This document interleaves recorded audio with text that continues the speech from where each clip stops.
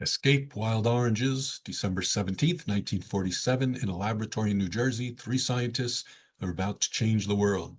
John Bardeen, Walter Brayton, and William Shockley have just demonstrated something called a transistor. Within decades, it will shrink computers from rooms to pockets. But tonight we travel to a very different world, the Georgia coast, where the Spanish moss hangs heavy and something evil waits in a crumbling plantation house. Paul Frees stars as John Woolfolk, a man running from grief. For 12 years, he sailed the world trying to outrun the memory of his dead wife. When he anchors near a remote island, he finds a beautiful woman trapped with her broken father and a servant who is absolutely certifiably insane. This is Southern Gothic before the term meant anything. Joseph Hergesheimer wrote the original novella in 1918. King Vidor made it a silent film in 1924, and now radio transforms it into pure atmosphere. The smell of rotting oranges, the creak of ancient wood, the sound of madness breathing in the dark. William Conrad delivers that famous opening. Tired of the everyday routine? Want to get away from it all? We offer you escape. Tonight, escape means running toward danger, toward love, toward something you might not survive. You are trapped in the dank darkness of a ruined plantation house, and somewhere in the pitch-black room is a homicidal maniac armed with a knife, groping for you, trying to prevent your escape.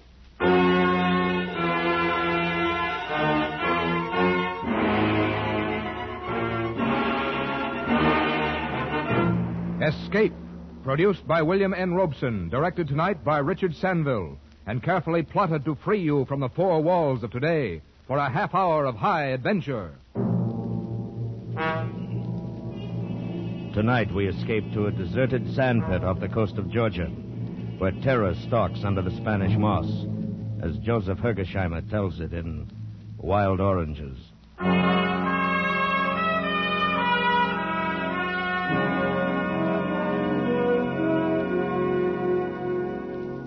What could have appeared more innocent of danger than that barren, low-lying shore of southern Georgia? What could have seemed less laden with terror than that lovely little cove, so tranquil and well-sheltered, so warmly bathed in late afternoon sun as we dropped the anchor of our ketch and prepared our mooring? And yet there was something.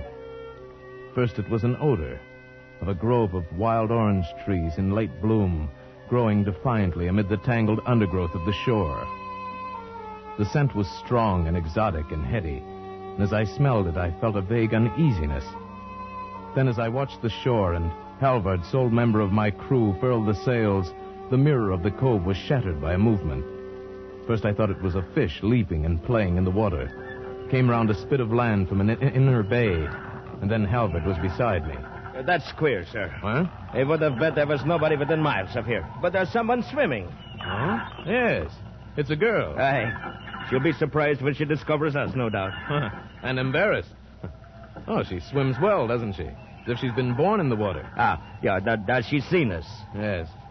Now she's running away. That sprint would win an Olympic race. Wonder what she's doing here, where she comes from. Perhaps there. Where? Through the trees, there's a house. You can hardly see it. I spotted it a moment ago. Oh, yes, so there is. Oh, but it's a ruin. It's rotting away. No one could have lived in that since the Civil War. Well, there may be others back there. Yes, but this coast is deserted. Marked as swamp on the chart. Well, I don't know, sir. It's strange. Very strange. Yes, it was strange.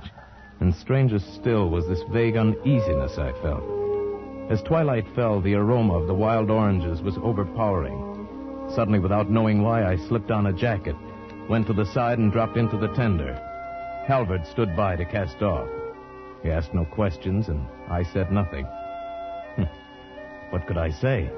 I didn't know myself why I was going. I pulled the tender up on the soft sand of the beach and walked up a dim path through the orange grove. The scent of the blossoms was full of such wild sweetness that I picked an orange and tasted it. It was bitter, of a pungence that was new and rare and strangely delicious. The dim moonlight only accentuated the ruin of the house. There were other smaller, ramshackle buildings scattered about, overgrown with weeds and creeping vines. This had once been a great plantation. Now it lay still and lifeless. Then I saw the light. Round the side were a smaller portico held off the weeds. A single doorway was framed in the pale light of an inner lamp. As I approached, I saw a shadow move across it. So swiftly, so furtively, that it was gone before I realized it had been a man. Then I saw her, sitting on the portico, rocking softly in her chair. What do you want? Nothing. When I came ashore, I thought no one was living here. You're from the white boat that sailed in at sunset? Yes, and I'm returning immediately. It was like magic. Suddenly, without a sound, you were anchored in the bay. I've robbed you, too. Some of your oranges are in my pocket. You won't like them. They've run wild. We can't sell them. They have a distinct flavor of their own. I should be glad to have some on my boat. All you want. My man will get them and pay you. Please, don't. Oh, Nicholas attends to that. Won't you sit down? My father was here when you came up, but he went in. Strangers troubled him. Well, I should be getting back. I'm sorry to have disturbed you and your father. No, it was nothing. Good night, then. Good night. That was all. Fragment of commonplace conversation. But it was enough. Now the uneasiness I felt, the strangeness of this place took shape for me. I saw it in her lovely, fragile face. I heard it in her voice. There'd been a hidden terror, a terrible, controlled fright that approached hysteria. There'd been a warning in it, and something else, a plea. By the time I got back to the boat, I was completely unnerved, and Halbert made matters worse. You find anything, sir? There are people living there. Well, there'll be water then. Maybe we could stay here a couple of days, huh? What do you mean? Well, this is good anchorage, sir. I'd like to unship the propeller, and the topside could do with a coat of varnish. No, we're going on south. Aye, sir. No, wait, Halbert. Of course, you're right. We need a couple of days' work before we head into blue water. We'll do it here.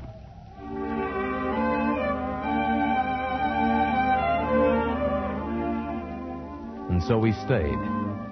In the light of morning, the strange dread I'd felt seemed foolish, and especially when I went ashore and found the girl looking young and fresh and fragile, fishing off the little pier in the inner bay. She had a pathetic little rod and line, so I got our tackle from the boat and landed a big rockfish for her, enough for several dinners. We were carrying the fish to the house when we came on a pale, thin ghost of a man sitting on the portico. He started a swift retreat, but too late. Father, wait. This is my father, Litchfield Stoop. How do you do, sir? Millie, you all know I can't. Strangers, they... Father, you must manage yourself better. You know I wouldn't bring anyone to the house who would hurt us. And see, we are fetching you a splendid rockfish. Oh, yes. So you are. We are all alone here, sir. The man is away, my daughter and I. The fish, yes, acceptable. If you will carry it in for me. Nicholas would do it, but he's away. And Father isn't strong. This way. We have no ice. I must put it in water. In here, right there. Thank you. You've been very nice. Now I suppose you'll go on across the world. Not tonight. We're staying here, making repairs. Where do you come from? And where are you going? From Cape Cod. I'm going to the Guianas. Isn't that South America? I've traveled far. On maps. I was born here in this house, and I've never been 50 miles away. Oh, that's incredible. But you seem like a girl who's been everywhere in the world and had the best education, everything. My father has many books in there, that's all. Your eyes are remarkable. Gray-green, like olive leaves, and magnetic. I came ashore to ask you if you had a large water supply and if I might fill my casks. Of course. Rainwater, the cistern's full. I'll send my man Halbert then. Yes. There's something else in your eyes, in your voice. What is it? Fear? Fear? Why, no, of course not. What should I be afraid of? I don't know. But I saw it in your father's face, too. It's only your imagination. Yes, no doubt. Goodbye, then. Thank you for the fishing.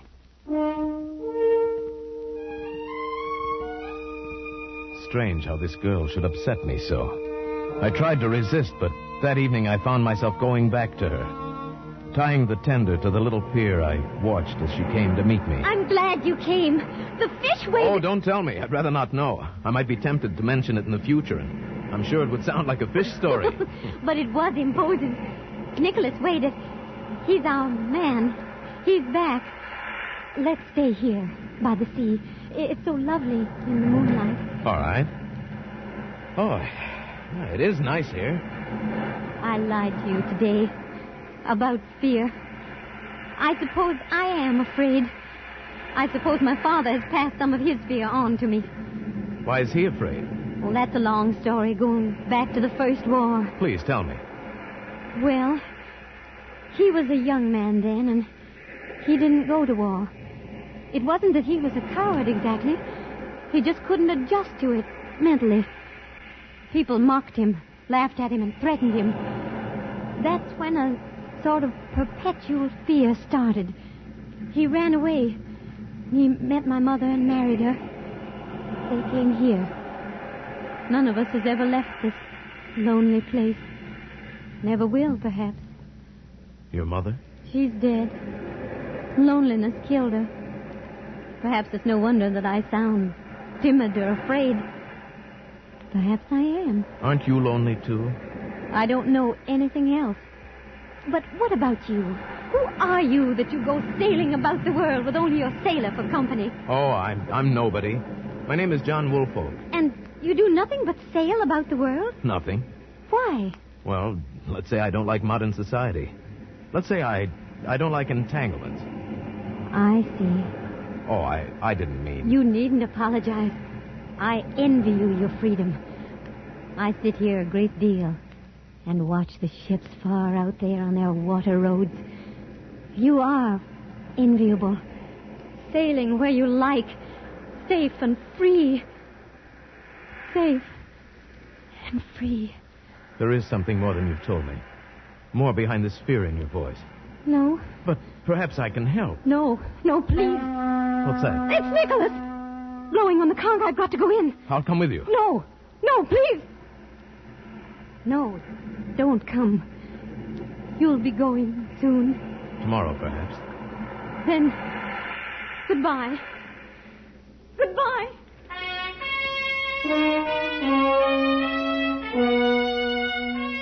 Now I knew the terror I'd only sensed was real. This girl was possessed by fear. This house held some terrible secret. What could it be? Next morning, Halvard suggested we repaint the engines, and I agreed. We'd stay another day or two. Later, Halvard went in to fill a cask of water. He came back without the cask and livid with rage. There was an idiot in that house. Next time I'll take the pistol. What do you mean? Where's the cask? It was broken. How? It was filling it at the cistern, and this idiot, a huge hulking brute, came out of the house. He told me to get away. Well, I tried to explain that we had permission, but he came at me with a knife, gibbering. Well, I hit him, but it was like hitting an ox. He put his foot on the cask and crushed it. I'll see about this. You be careful, sir. The man's not right. He's dangerous. Plenty dangerous.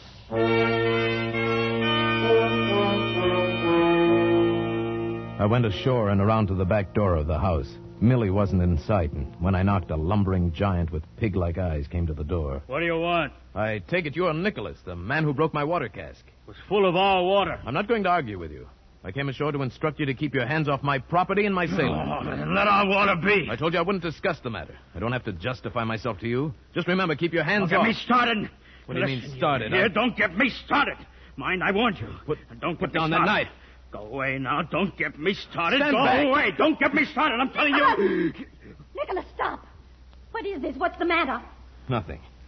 Nicholas and I have had a little misunderstanding, that's all. It's nothing to worry about. Nothing to worry about, I said. But when I got back to the boat, I couldn't help asking myself why I'd left her with that brute. I just about made up my mind to go ashore again to check up when I saw her waving on the beach. She wanted to visit the boat. I went and got her.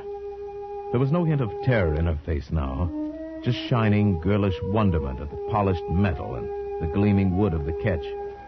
I offered to take her for a sail, and her face lighted up like a child's. But when we reached the heavy swells outside the reef, her face got white, and she froze. It's so big. Are you frightened? I'll turn back. I'd rather you didn't. I must learn. I'm not a child. No, we're going back.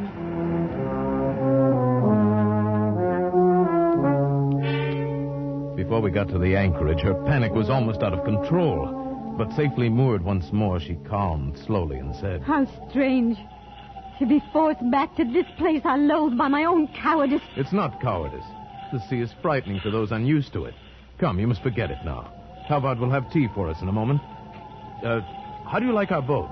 It's quite wonderful. Have you nothing else to care for? No place or people on land? None. And you're satisfied? Hardly. All the things most men value were taken from me in an instant. Can you talk about it? I haven't for 12 years. Not to anybody, but... Now? Yes, I think I can. You see, we were just married. Only a few days. And we were very, very happy. Then, in one instant, she was dead. It was a silly, stupid accident thrown from a horse, without rhyme or reason. So you left everything, taking your revenge on the world. You could put it that way, I suppose. I simply don't want to take a second chance to become involved and be hurt. But that's living. To be hurt. Do you think you can escape so easily? I don't know. Oh, I must go. Father will be waiting. Why so suddenly? There's... Oh, yes, I see. That's Nicholas on the beach looking out here, isn't it? Yes. Dinner will be ready. Why do you have a servant like that? That man's dangerous. You mustn't say that. Please don't. Just take me in, please.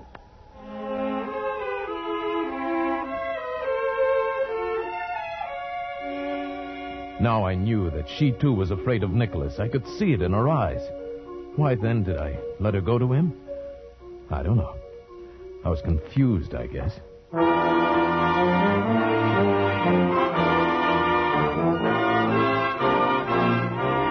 That night a storm broke, a raging wind and rain, and to match my tortured mood. I hardly slept. Her face was always before my eyes, and by morning I knew that I must do something. I rode the tender in through a drizzling rain. I went up through the orange grove and stopped in the bushes by the house. Someone was coming out of the house, and I crouched down out of sight. It was Millie. I rose and called her. Millie! Oh, it's you. I was just coming out to look. I was afraid you'd gone out. The sea is like a pack of wolves. I won't go alone, not without you. What are you saying? That's madness. No, I've got to talk to you, Millie. There's a lot that needs explaining. Things that I have a right to know. No, not here. Come. She led me into one of the smaller ruined buildings. What must have been a store in the days of the great plantation. We crouched far back in the dripping shadows of a corner. Now? Millie, I love you. For the first time in 12 years, I'm living again, and I love you. I know nothing of love. It's easily learned. Well, perhaps if things were different, someplace else, I might care very much. Then I'm going to take you away someplace else. Make things different. Give you the chance. No. It's too late. You came too late. Why, Millie? Why? What is it? What is it you fear? Nicholas. Oh, he's nothing. Nothing to be afraid of. Has he been bothering you? He says he's crazy about me. He says I must marry him. Where is he now? No, you mustn't, John. Something frightful would happen. Not frightful, just unfortunate for Nicholas. You don't understand. He's not human. There's something about him. What about him? He came here in April. We were glad to get him. Servants are impossible to get back here in the wilderness. He would work for the smallest wages. Only a few days ago, I found out why he was glad to be here. I was cleaning his room, and I found this. Let's see. Wanted for murder. Iska Nicholas, homicidal maniac. He knows I found it. He knows. And he's been furious. Then you came, and he ran and hid in the pines. But he told me if I spoke about it, then it would happen to me. And if I left with you, it would happen to Father. You see, he thinks I'm in love with you. He told me to send you away. He said you must leave today. Millie, I should have realized. He says I must not be away for longer than an hour. I must go. Look, Millie, it'll take us a couple of hours to get the boat ready. I'll come for you tonight at 8. Now, tell him you saw me and I promised to go. And act quietly. Say you've been upset. You'll give him his answer tomorrow. Then at 8, bring your father and walk out to the wharf. That's all. But do it without hesitation or preparation. Oh, don't let him hurt us. Oh, please don't. Not now. He's finished, Millie. But do as I say. It won't be long, hardly 3 hours. And then, freedom.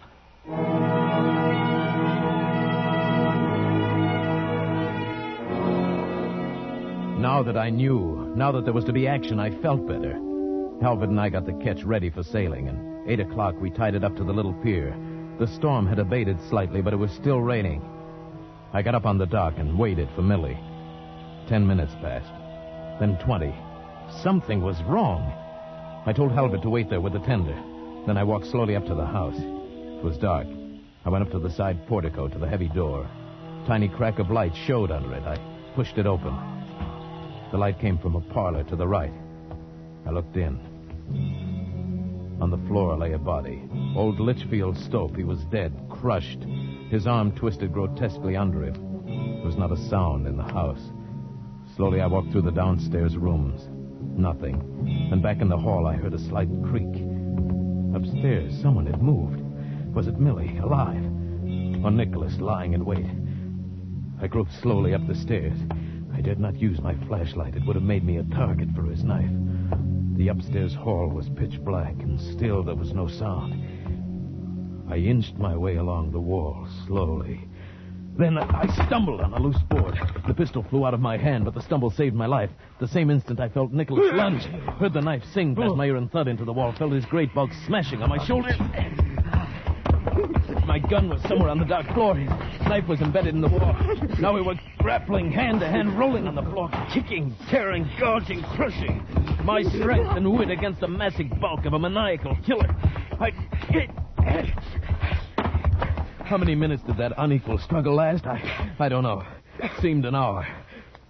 Several times, as if by common consent, we rested for minutes at a time, locked in tight embrace. Once we rolled apart and lay panting, the breath aching in my throat. Then I heard him groping along the wall, searching for the knife or the gun. I threw myself on him again, but he was too big, too furious. I felt my strength ebbing away. His fingers were closing over my throat. With one last effort, I tried to throw him over, to roll him over.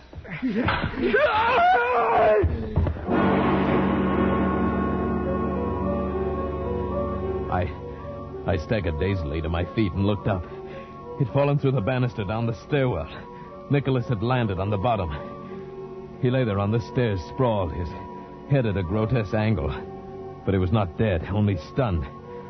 I leaned against the wall, looked at him stupidly. There was something I was trying to remember. What was it? Then she came down the steps, and I remembered. Millie. I had to walk right past him. There was no other way. Right past his head and my skirt. I think we better go away. It's quite impossible here with him in the hall where you have to pass so close. Millie, yes, we'll leave at once. I must tell you about my father. You know, in Virginia, the women tied an apron on the door because he would not go to war, and that preyed on his mind, and he was afraid of the slightest thing. Yes, I know, but we must go. Things upset him so. He had no strength. To hear him talk like this, like a sick child, was almost more than I could bear. But now I heard something. Nicholas had gotten up. He stood there and stared for a moment at us. Then he started slowly up the stairs. He was going for the knife. This little thing upsets him. Millie, we've got to go. I was to meet a man. We were going away someplace where it'd be peaceful. He said at 8 o'clock. But Nicholas suspected, you see. He asked why Father had put on his heavy winter clothes. Then when I tried to go out, he pushed me. Millie. And do you know what Father did then? He came up and he said, "Don't do that. Take your hands off my daughter." His lips shook a little, but he said it. That's the important thing. Yes, of course. Your father was a brave man after all. Now, come, that man is waiting for you. There's no time to lose. Father said, "Take your hands off my daughter." Nicholas killed him, of course. Crushed him like a little mosquito. But it was a brave thing to do. I couldn't wait any longer. I had to risk whatever injury it might do to her mind. I could hear Nicholas coming back. I swept her up in my arms and carried her out into the night, down the path to the little pier. Behind me, I could hear Nicholas crashing through the brush like a giant animal in pursuit. Are you all right, sir? Yes, about done in, but all right. Here, help me get her in the boat. Yes, sir. There. Somebody's coming. It's Nicholas. He's got a knife. Good. They wanted to get back at him. You get in, sir. I'll take care of him. Halvard went to intercept Nicholas on the path. I heard them meet and struggle for a moment. Then a stooped figure came walking slowly onto the pier. I prepared to shove the boat out into the water, and then All right, sir. It's me. Oh, Halbert. Where's Nicholas? They stopped him. He was all pumped out. Are you hurt? No, just a scratch. He missed his knife at first in the dark. It's nothing. Good. Let's get away from here, then. I held Millie in my arms as Halbert rode to the catch erratically, I suppose, because of the storm. We were ready to cast off in 2 minutes. The last obstacle would be the narrow passing out of the cove. In this storm, it would be dangerous, very dangerous. I started to take Millie into the cabin. No! There's Nicholas! In the doorway! Nonsense. Nicholas is dead. You're on my boat, Millie. You're safe, Millie. Safe? With John Woolfolk? I am John Woolfolk.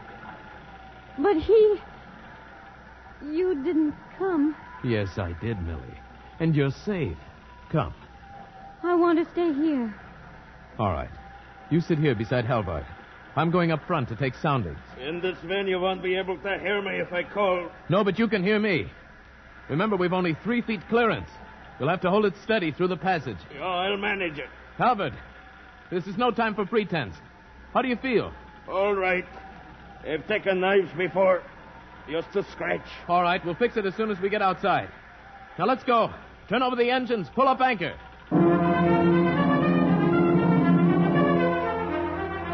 The boat headed into the tearing wind of the storm, sped swiftly toward the narrow inlet. A foot too far on either side, and we would hit. In this sea, that would mean death for us all. I stood far up on the bow, taking soundings, feeling out the passage. Fore! The howling wind carried my call back to Halbert. The boat veered. I realized he must have lost a lot of blood. Halbert! Halbert, steady her! Slowly, haltingly, it came around. 3.5! Steady now! But it was anything but steady. The boat wavered and swung as if an amateur hand were on the wheel. In a moment, we might hit. 3.25! We were in the passage. Hold steady, Halbert! Steady! For just another moment. Just one moment. 3.5! We're through! Good boy, Halbert!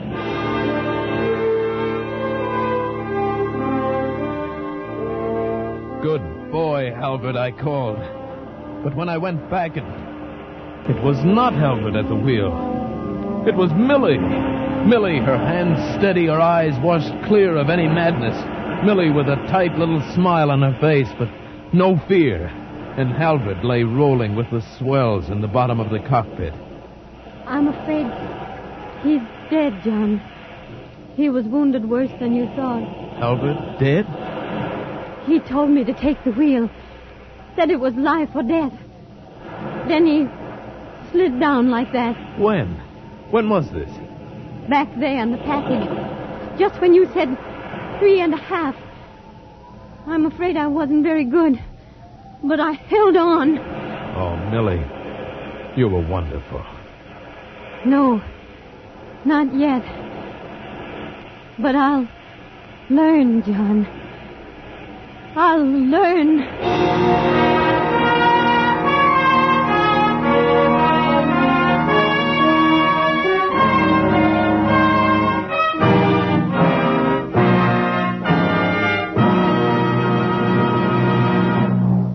Escape is produced by William N. Robeson and was directed tonight by Richard Sanville. You have just heard Wild Oranges by Joseph Hergesheimer, adapted for radio by John Dunkel, with Paul Frees as John Woolfolk, Jeannette Nolan as Millie Stopes, Bill Conrad as Halvard, Jack Crucian as Nicholas, and Sherry Hall as Litchfield Stopes. The special musical score was conceived and conducted by Cy Fuhrer. Next week... You've planned it very well. She's dead, and you feel no remorse. Your escape has worked out perfectly. There's nothing to worry about. Except, perhaps, an unexpected Christmas present.